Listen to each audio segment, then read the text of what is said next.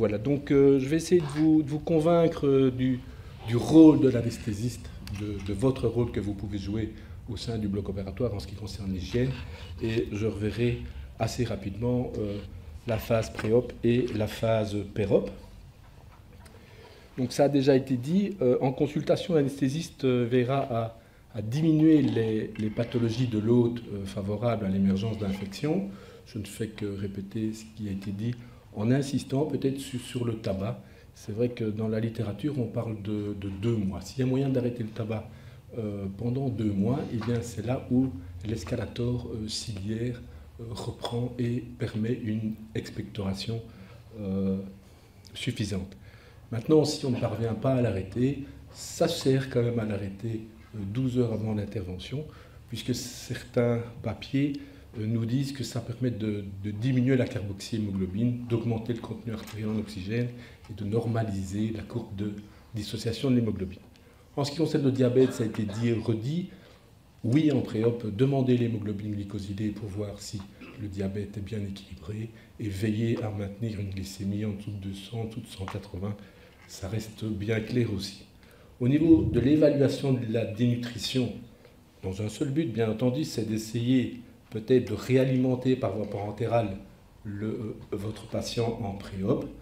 Eh bien, oui, quand même, dans certains papiers, en ce qui concerne la chirurgie majeure des patients âgés et la chirurgie oncologique ou traumatologique, eh bien, ça vaut la peine d'évaluer la dénutrition préopératoire. Alors, la perte de poids seule, évidemment, ne suffit pas, puisque, bien entendu, tout ce qui est rétention hydrosodée va entraîner une fausse idée de la perte de poids. Par contre, tapez sur Internet le Subjective Global Assessment, et là, vous trouverez finalement quelque chose d'assez pas mal, où on lit l'interrogatoire orienté avec l'examen clinique et le taux d'albuminémie, et ça paraît être un bon score pour évaluer la dénutrition. Alors, si vous avez devant vous un patient qui présente une plaie infectée ou qui expectore, eh bien oui, ayez le réflexe peut-être de réaliser des frottis, surtout si vous avez une infirmière préhospitalière comme il y a à Liège. J'ai été estomaqué d'entendre ça, quel plaisir. Ou si le patient tousse, eh bien ça vaut la peine, bien entendu, de prendre un échantillon. Alors, évoquer une encéphalopathie spongiforme transmissible, ça c'est vrai que c'est durant les cours que j'ai eu le plaisir de suivre pour avoir le certificat interuniversitaire. C'est vrai que c'est quelque chose où moi je n'avais aucune notion là-dessus, mais je crois qu'on a un rôle parce que, oui, bien entendu, un patient qui est hospitalisé et qui va être opéré d'une chirurgie compliquée, il sera vu par le neurologue, ça ne posera pas de souci. Ce qui pose souci, c'est la consultation, pour autant qu'il y en ait une, et généralement ça se fait 5 minutes avant de l'endormir, c'est la sédation, les anesthésies pratiquées pour une gastroscopie ou une colonoscopie. Et c'est là, je crois, qu'on a, simplement par l'interrogatoire simple, si vous vous rendez compte que votre patient présente une démence qui est présente depuis 6 mois à 2 ans, et qu'il a d'autres signes comme des troubles douloureux persistants de la sensibilité, des myoclonies, des troubles cérébelleux ou des signes pyramidaux, eh bien, pensez que peut-être ce patient a un Creutzfeldt-Jakob. Alors, s'il a, et c'est très rare en Belgique, je suis d'accord, mais s'il a la forme variante du Creutzfeldt-Jakob, eh bien, c'est une bombe si on lui pratique une gastroscopie, une colonoscopie, puisqu'on est incapable de stériliser, nettoyer, désinfecter les appareils endoscopiques. Alors, pour nous, bien sûr, ça reste un gastroscope ou un colonoscope, ce n'est pas notre affaire, mais je crois qu'on a un rôle d'utilité institutionnelle pour essayer d'éviter ça. Alors, bien sûr, on essaye de reporter l'examen et on envoie le patient chez le neurologue, mais si l'examen doit être réalisé, eh bien, les endoscopes sont mis en quarantaine le temps qu'on fasse ou qu'on confirme ou non le diagnostic. En ce qui concerne le matériel anesthésique utilisé, utilisez tout ce qui est jetable, et ce qui ne l'est pas, eh bien, sachez que pour un Creutzfeldt, seul fonctionne un autoclavage à 134 degrés pendant 18 minutes, c'est ce qu'on appelle en stérilie le cycle Prion, ou il faut tremper dans de l'eau de javel pendant 1 heure, ou tremper dans l'hydroxyde de sodium.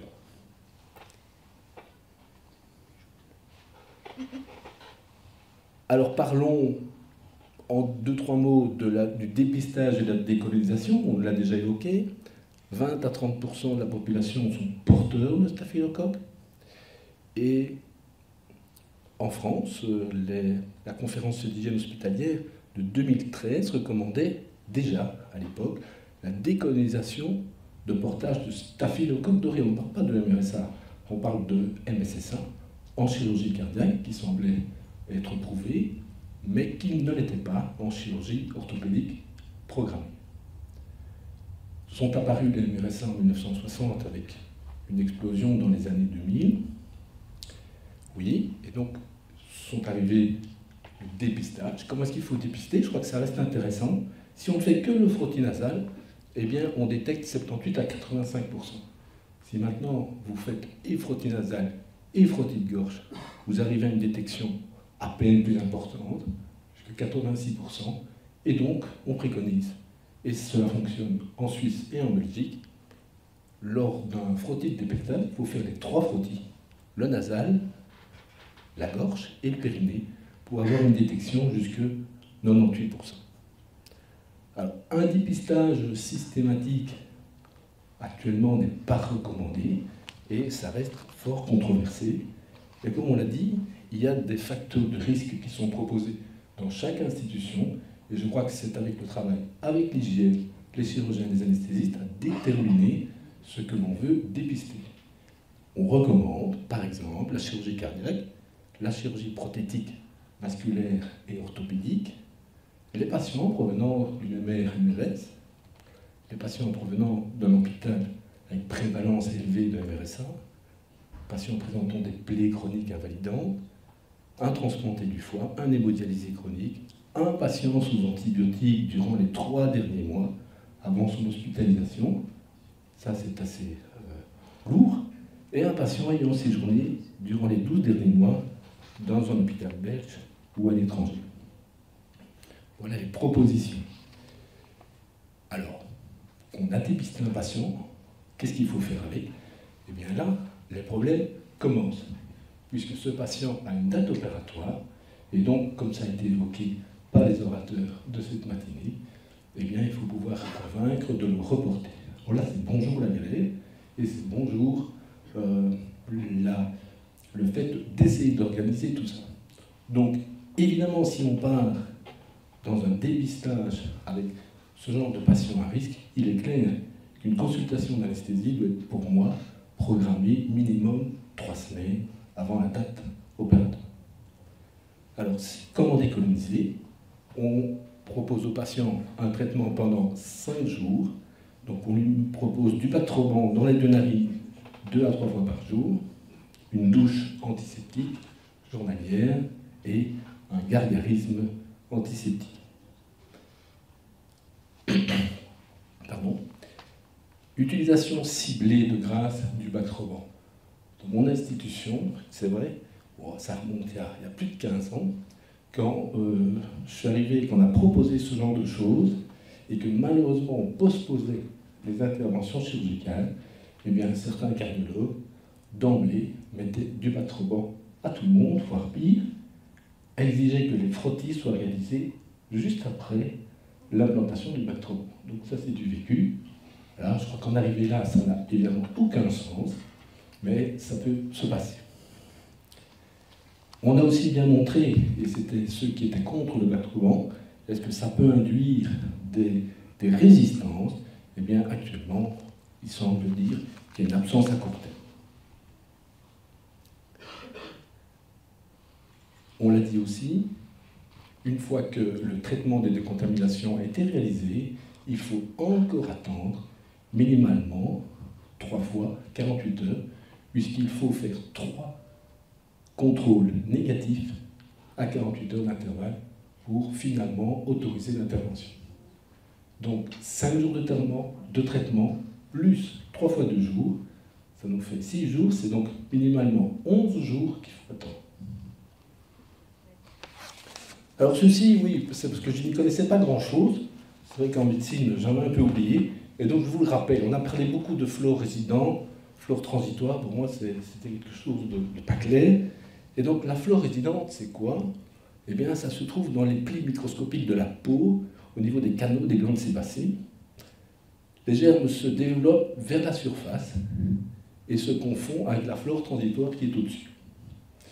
Donc ce sont des germes, essentiellement, c'est du staphylocoque, Combicase négative, et d'autres staph. La virulence est peu élevée, c'est rarement à l'origine d'infection, il y a un rôle dans la résistance à la colonisation, où finalement ces germes sont morts, et cette flore est réduite par la fameuse douche préopératoire et le lavage des mains. La flore transitoire, c'est celle qui est donc à la surface. Elle vient d'où? Eh bien, elle émerge de la flore résidente, on l'a vu. Elle vient également, elle provient du tube digestif, après avoir été à la toilette, par exemple. Elle provient des personnes colonisées ou infectées qu'on aurait rencontrées, et elle provient de l'environnement. C'est celle-là donc qu'on veut combattre. Les organismes, ce sont des organismes autres que du staph, c'est des bacilles gram-négatives, des fermentants, etc. Et ils ne résistent pas longtemps. Le froid et la sécheresse suffisent à les tuer. Cette flore est éliminée de façon complète par la douche et le lavage des mains. Alors oui, on l'a dit, redit, redit, eh bien l'instrument médical le plus employé, ça reste les mains, et donc de grâce, il faut se les laver.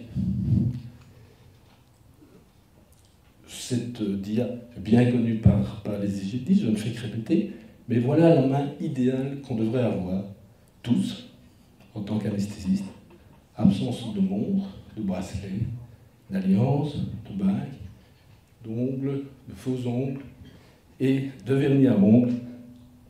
Ça reste un classique. Ça reste un classique, mais j'étais un très mauvais élève pendant de nombreuses années, parce que je n'ai jamais été convaincu de ça. Et puis j'avais une excellente excuse. En vieillissant, je ne savais plus enlever mon alliance. Et donc, très clairement, quand l'hygiéniste passait, puisque j'étais président du comité d'hygiène pendant plus de 20 ans, eh bien, j'avais cette excuse qui me semblait tout à fait légitime. C'est vrai que pour pouvoir avancer, il faut être convaincu des choses. Et je reste actuellement tout à fait convaincu que ces bijoux et ces alliances, il faut les enlever.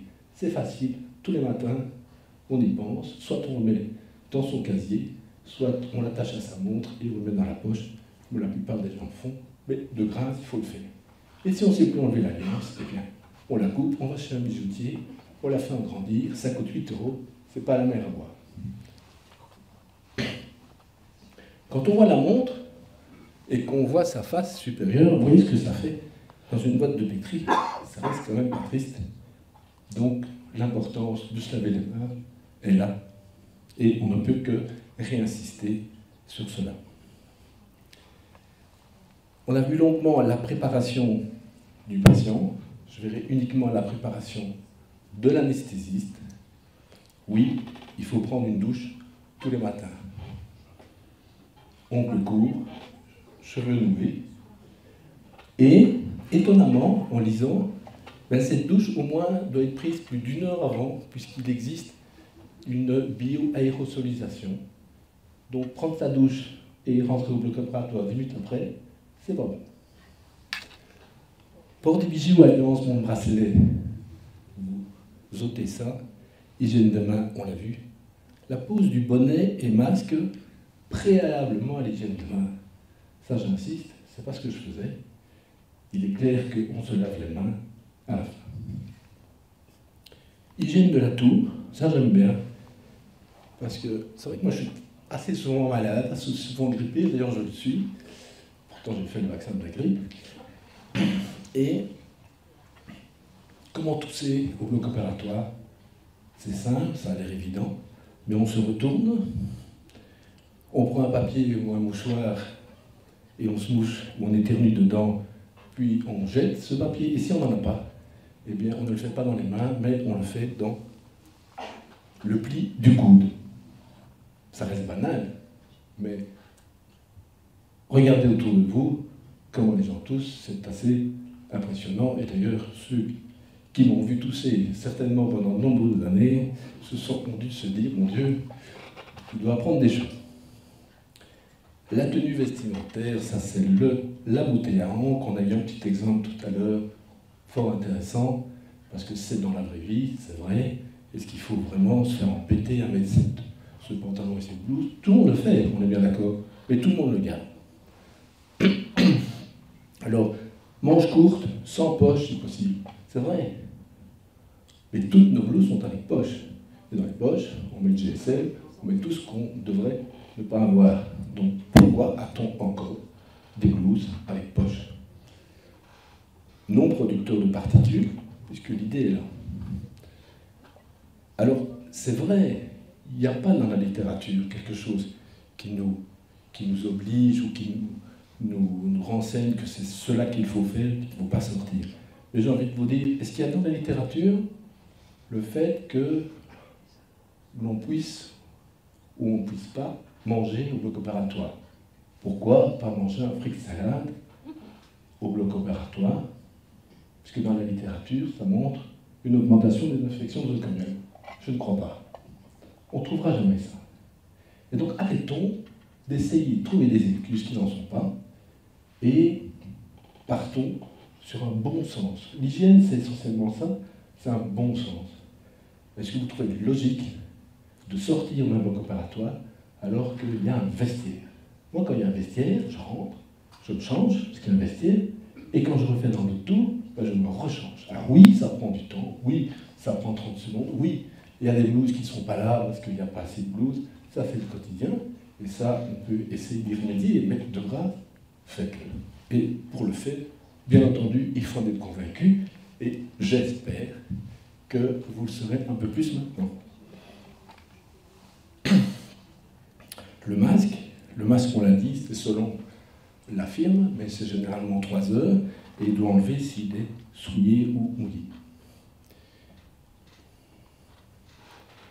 Conscientiser les acteurs de terrain, ça semble principal. J'ai essayé longtemps de trouver ce qui pouvait nous motiver.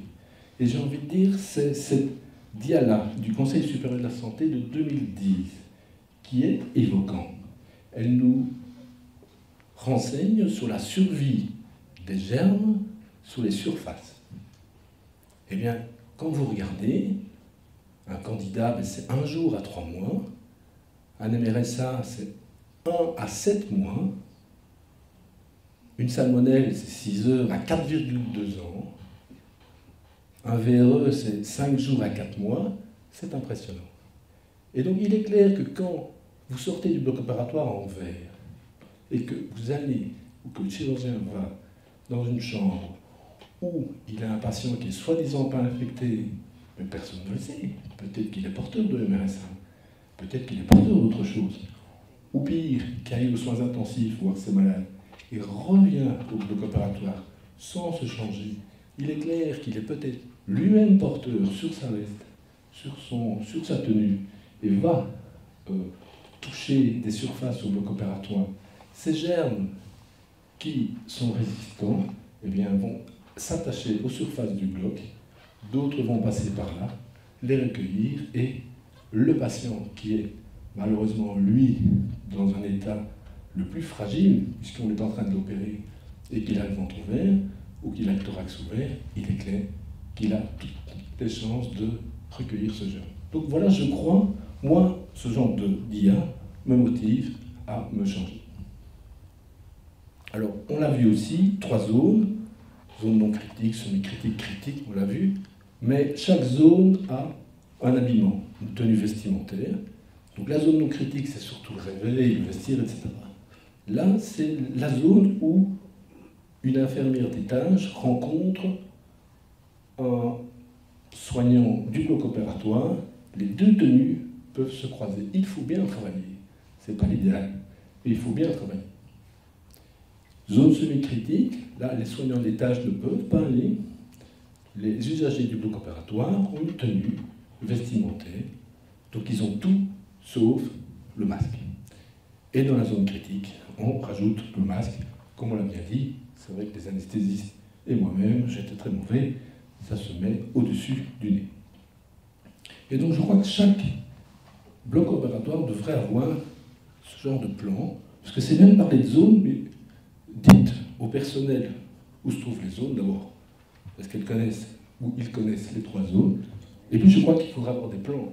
Alors il faut bien mettre des limites. Donc voilà ici le site de... Voilà, le site de Saint-Joseph au GHDC. La zone bleue, c'est la zone non critique. La zone verte, c'est la zone semi-critique. Et les zones rouges, c'est les salles d'opération. Le vestiaire ici. Il y a le bureau des chirurgiens, le bureau des anesthésistes, et puis la cuisine. Eh bien, vous voyez qu'on a mis dans le bleu le bureau des chirurgiens, des anesthésistes. On n'a pas mis dans la zone semi-critique, qui aurait dû être. Mais il faut bien que tout le monde vive, et il faut bien se rendre compte comment fonctionnent les zones. Donc il n'y a rien à faire, les chirurgiens venaient souvent dicter ici, et on l'a mis en zone bleue. On n'a pas mis la cuisine, et on l'a laissé en zone semi-critique. Il faut trouver des limites, c'est pas parfait, mais une fois qu'on s'est tous mis d'accord, là j'étais d'accord avec Baudouin, c'est vrai, on se met tous d'accord sur les limites, mais on s'y tient. Les contraintes aéroliques, eh bien, ce qu'on veut dans la plupart des salles d'op, c'est un ISO 7. Alors, c'est très rébarbatif, ça veut dire quoi? Ça veut dire que l'on veut un maximum de 352 000 particules de taille égale ou supérieure 0,5 microns par mètre cube d'air, ou 2930 particules de taille égale ou supérieure à 5 microns, plus grosses, par mètre cube d'air. Pour avoir cela, eh bien, il faut faire un renouvellement d'air. On l'a dit, c'est 15 à 20 renouvellements d'air par heure, et on prend de l'air frais à 20% de l'ensemble de l'air. Ça veut dire quoi? Et on l'a montré tantôt. Eh bien, par exemple, pour avoir une réduction du contaminant aérien de 99,99%, eh bien, il faut 20 renouvellements d'air par heure. En 21 minutes, on a cette réduction. En pratique, ben, il faut le savoir, on a un tuberculeux qu'on a endormi, qu'on a réveillé en salle d'op. Combien de temps il faut attendre? Eh bien, il faut attendre 21 minutes pour qu'on puisse extraire 99,99%.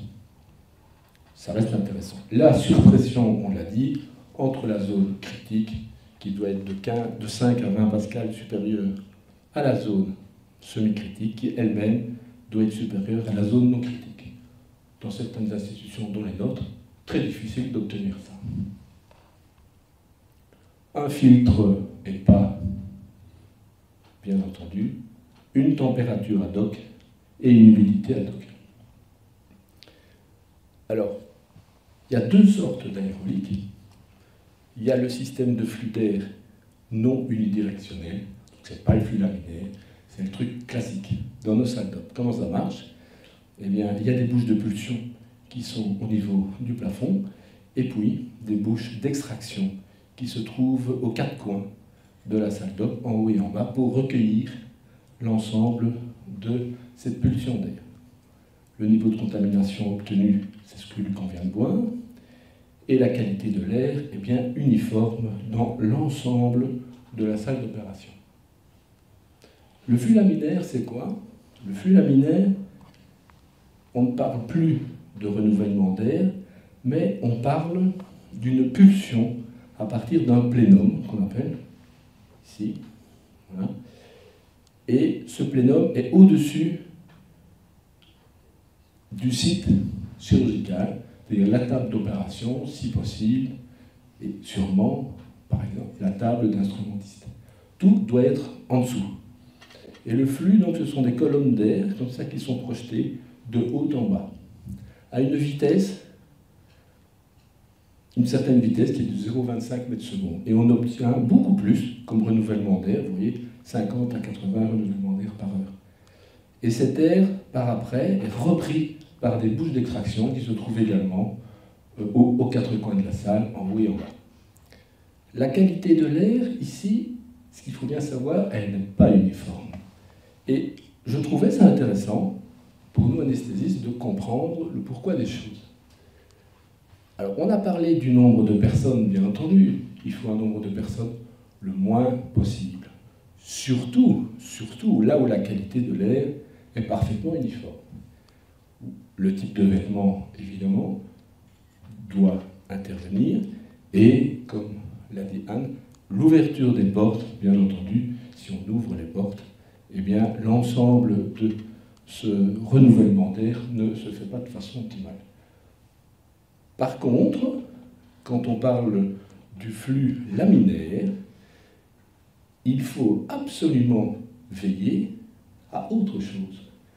L'ouverture des portes est moins grave. Pourquoi?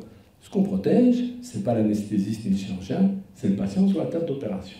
Donc comme il est pulsé de haut en bas, eh bien oui, très bien, que la porte soit ouverte, on n'aura pas nos gradients de pression, mais on aura un bon renouvellement d'air et un bon brassage au-dessus du site opératoire. Par contre, ce qu'il faut veiller, et là c'est un drame, et à mon sens complet de ce qu'on fait, c'est que les chirurgiens ont mis évidemment des cialytiques, après c'est le petit cialytique, et puis maintenant sont arrivés les écrans vidéo, et tout ce matériel se trouve évidemment en dessous du flux laminaire. Et à ce moment-là, ça ne vaut plus rien, puisqu'il y a des flux turbulents qui ricochent sur l'ensemble de ce matériel, et le patient n'est plus du tout protégé. La variation également de température de pulsion est très importante. Donc, si vous avez la chance d'avoir un flux laminaire, ne vous énervez pas trop si la porte est ouverte, mais vous pouvez vous énerver, clairement, sur les cialytiques et tout le matériel qui est mis là-dessus. Dans l'avis du Conseil supérieur, on retrouve les conclusions suivantes en ce qui concerne le flux laminaire. Eh bien, l'impact bénéficie des systèmes unidirectionnels sur la réduction du nombre d'infections du site opératoire n'est pas démontré, même pour la chirurgie orthopédique, avec insertion de matériel prothétique. Donc là aussi, c'est une idée bon, parce que nos chirurgiens, ils ont tous cru que, évidemment, ça allait les protéger. Et comme on l'a dit tantôt, on croit bien que c'est la confiance trop élevée des soignants dans leur système de ventilation, en flux d'air laminaire, qui incite à un comportement en hygiène trop relâché et donc délétère. Donc finalement, on a eu un grand débat, nous, pour notre nouvel hôpital. Est-ce qu'il faut construire des salles d'opération avec flux laminaire qui coûtent bonbon, hein? Ça coûte la peau des fesses, hein, ce genre de salle d'opération. Eh bien, qu'est-ce qui s'est passé? Nos dirigeants n'ont pas osé ne pas construire des salles d'opération à flux laminaire. Parce que il y a eu une pression de l'activité des chirurgiens, mais quand on voit et quand on creuse et quand on essaye de comprendre, eh bien franchement, je crois qu'on aurait pu mettre son argent ailleurs. Alors, passons à autre chose que vous connaissez bien aussi, la mise en place des voies centrales, ça vous savez bien, mais combien de fois on nous demande de remettre une voie centrale parce que les tâches nous demandent de la retirer. Alors quand doit-on retirer un cathéter de voie centrale en cas d'infection liée au cathéter, parce que c'est évidemment le seul argument pour retirer le cathéter de voie centrale. Pour autant, bien entendu, qu'il soit encore nécessaire.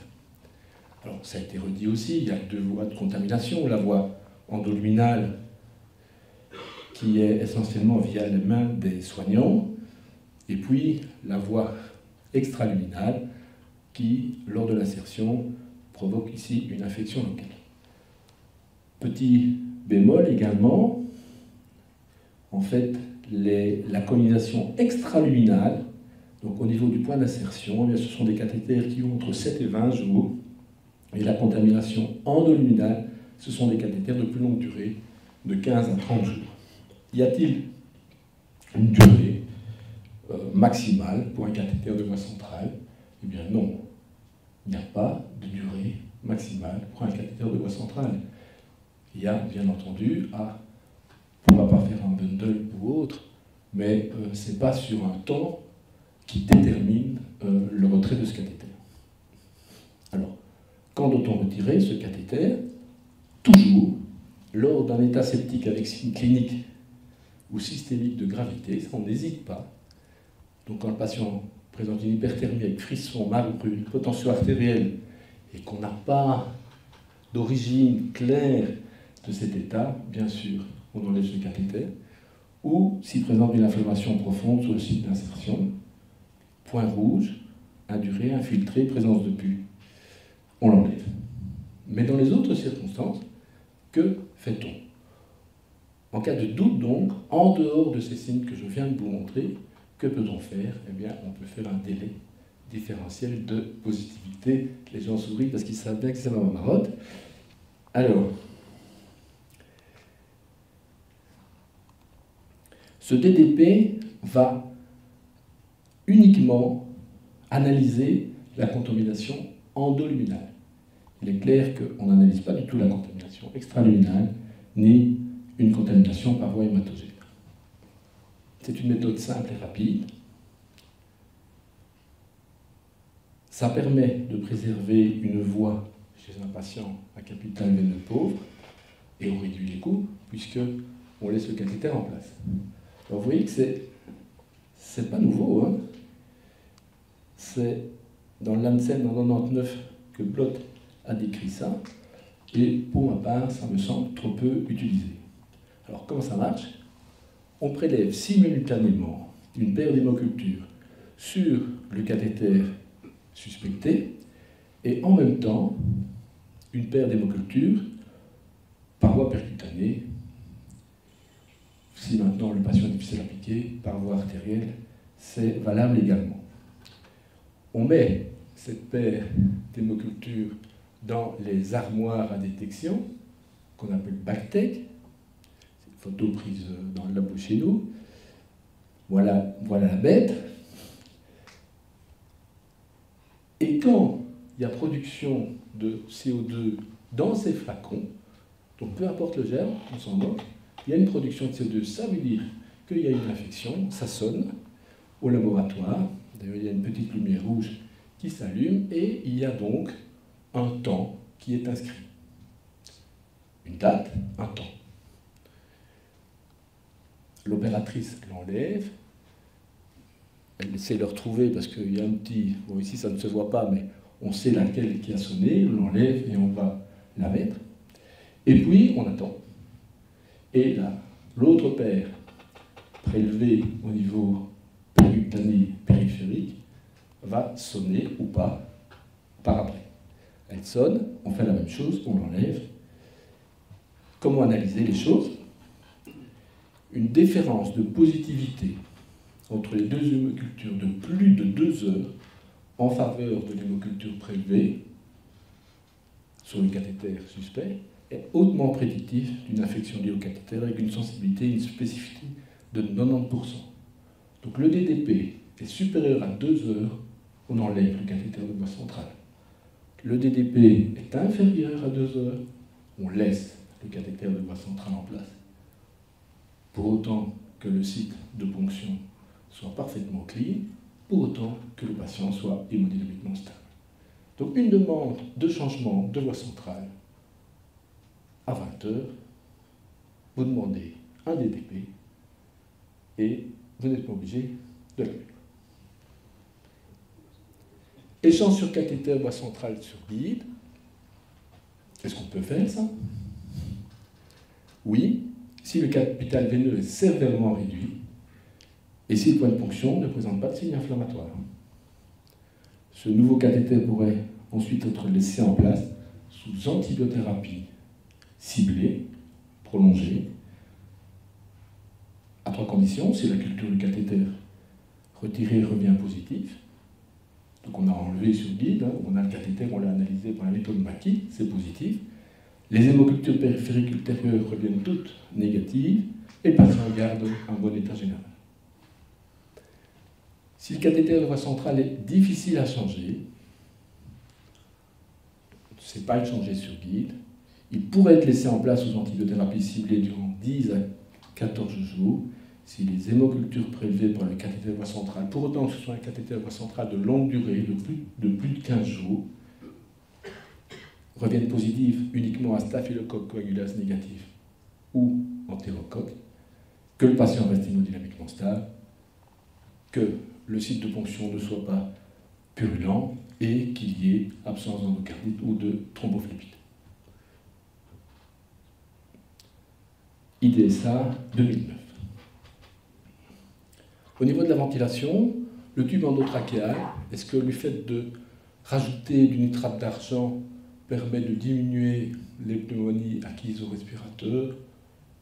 La littérature, comme souvent, va dans tous les sens, et donc actuellement ce n'est pas recommandé.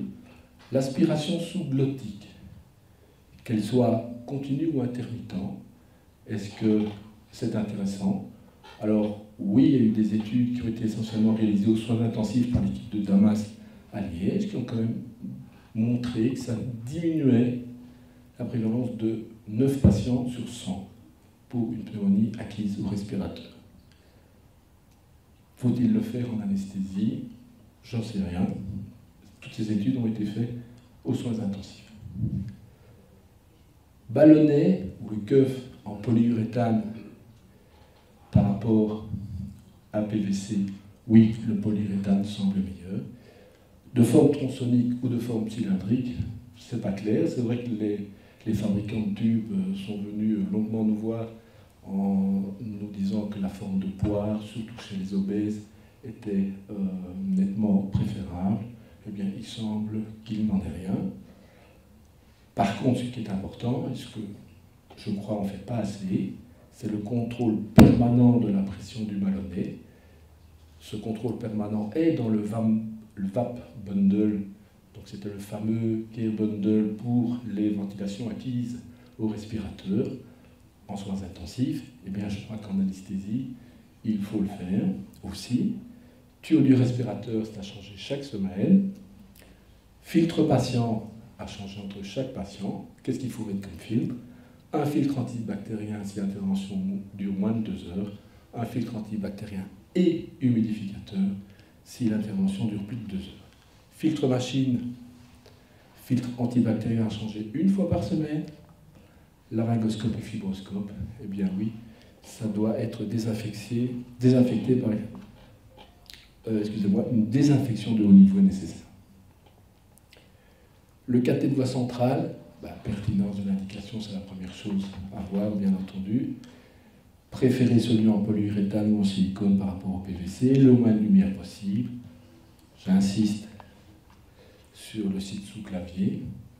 Étonnamment, dans le CDC, on parle que l'hémoclave n'est pas recommandé pour la pause, puisqu'il provoquerait plus de thrombose. Personnellement, je n'ai pas du tout cette pratique, mais c'est noté dans le CDC. Pas de grande différence entre le site sous clavier jugulaire pour les cathéters de longue durée. Et quand on met le cathéter, on ne sait pas combien de temps il va durer. La tunnalisation diminue le risque d'infection au site jugulaire interne et fémoral. Oui, mais ça vaut peut-être la sous-clavière. Il sera replacé aussi vite que possible si placé dans de mauvaises conditions d'asepsie, mis évidemment aux urgences, dans de mauvaises conditions, voire au SMUR ou à domicile. Pansement semi-perméable transparent, on l'a dit. Faut-il les imprégner de chlorhexidine ou de l'argent en y rajoutant des antibiotiques? De nombreuses études disent que ça réduit le biofilm, oui, mais ça risque de sélectionner de bactéries multirésistantes, donc actuellement ce n'est pas du tout recommandé. L'antiseptique cutané, on en a parlé aussi, j'irai beaucoup plus vite. Eh bien, il semblerait dire que ce fameux article de l'ANSET 2015, chez les hygiénistes, c'était une petite bombe. C'est vrai, la chlorhexidine 2%, 70% alcool semblait supplanter le polyvinyl pour les cathéters de voie centrale de courte durée. Ça me peut toujours rire, uniquement pour les cathéters de voie centrale de courte durée, comme si on savait combien de temps ça allait durer. Chlorhexidine n'agit pas sur les spores, donc il faut le savoir. Patients qui ont un Clostridium difficile, le Clostridium ça ne fonctionne pas. L'antiseptique doit rester au contact de la peau jusqu'à ce que la peau soit sèche, on l'a dit et redit. L'alcool n'a pas d'effet rémanent. Et l'utilisation d'un solvant comme l'acétone qu'on faisait dans le temps pour que le pansement tienne mieux est déconseillée.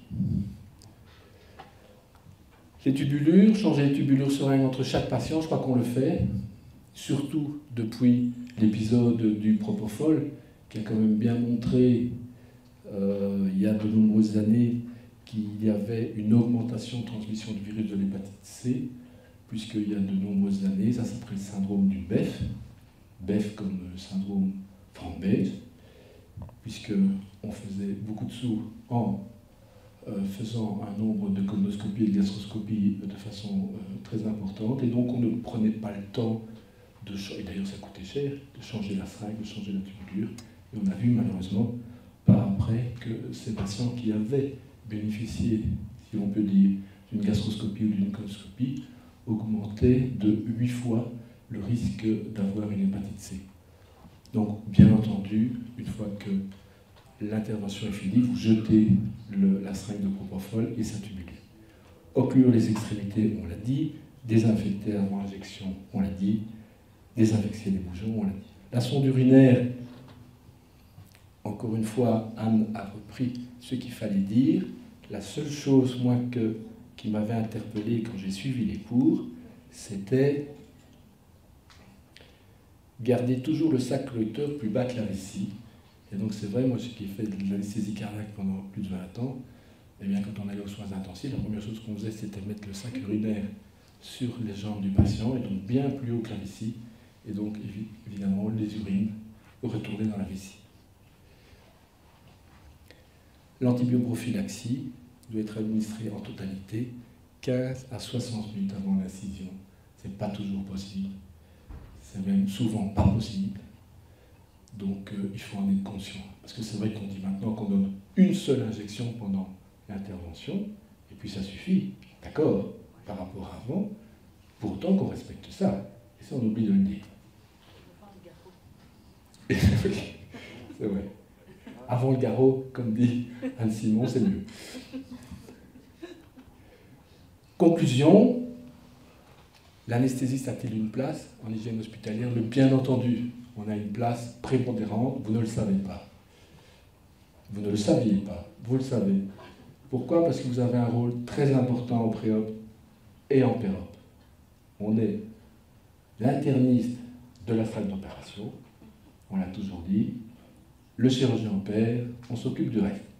Et l'hygiène, ça fait partie du reste. On co-organise le programme opératoire, donc on est quand même bien mis pour pouvoir une influence pour faire accélérer les choses.